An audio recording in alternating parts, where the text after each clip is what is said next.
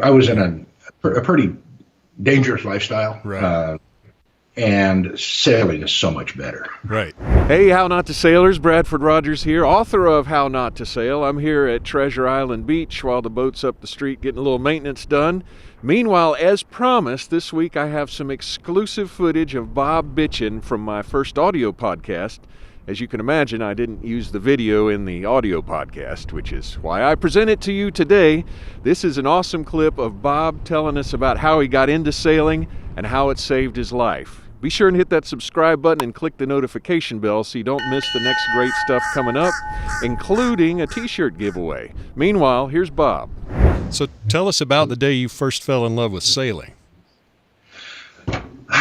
God, that was a mistake. It's one day I turned left instead of right when I walked out the door, and that'll change your life more than you want to admit. Mm-hmm. And normally we'd go to Mama Rosa's for burritos and beer for lunch, and because we're on our bikes. But we decided to go down to the marina this particular day. My editor, Degenerate Gemini, and we got down to the marina, and after lunch, I walked out and we were looking at a boat, and the guy's nailing a for sale sign, not literally nailing, but putting a for sale sign on a boat. And I thought, this looks interesting. So I was about 30-something at the time. I didn't start sailing young. Right. And I bought the Cal 28 from him, and I moved on it almost immediately. And a little while later, I've got very lucky. The Stone Witch, which was the flagship for Greenpeace, had a little bit of trouble blockading Diablo Canyon. They were building a nuclear site there. Gotcha. And Jane Fonda was on board at the time. She got arrested with her boyfriend, later husband. He was a congressman or something. Okay. Anyway, they were going to seize the boat, and a friend of mine was crewing on that boat. And I'd been on my Cal 28 now for about maybe 6 months, 3, 4 months, 5 months.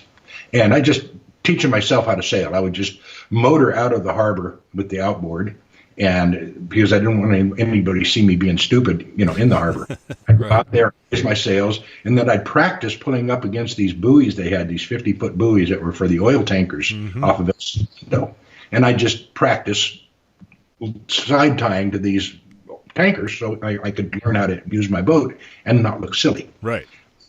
And I looked silly for many, many, many years, but it was fun. We took off on the Stone Witch, and we sailed to Guatemala 3 months, and it changed my life. The first day out, I was seasick.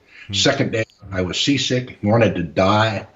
Third day out, wished I would die. I was thinking about telling them to pull in, and I just wanted to get off the boat. And the third day, I got up, and it was gone. I've never been seasick since.